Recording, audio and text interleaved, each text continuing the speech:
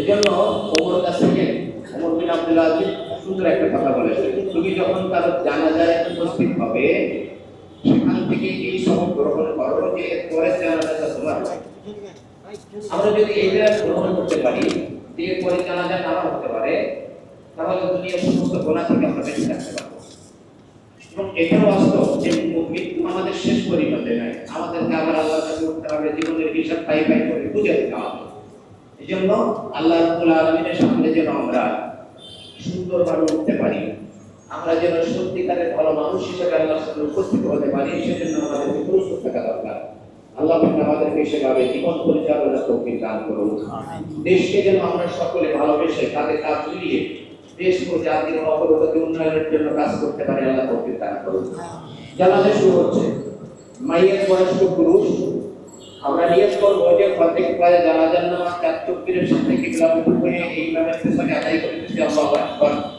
চারটা তাকবীর হবে, তাকবীর বলা ম্যান্ডেটরি, এটা ফরজ। তাকবীরগুলো আমরা সকলে মনে মনে বলব, দোয়াগুলো আমরা যারা জানি দোয়া পাঠ করব। জানাজা শুরু হচ্ছে।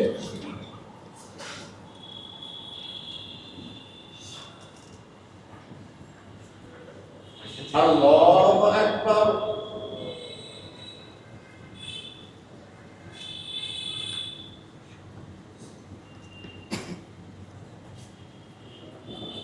আল্লাহু আকবার।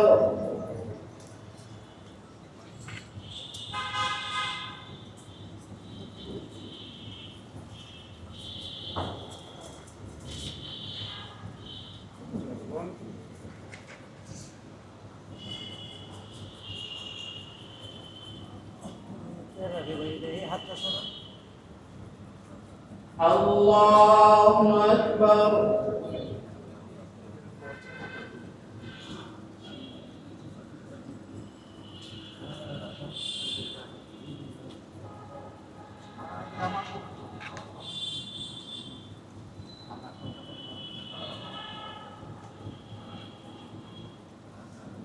আল্লাহু আকবার।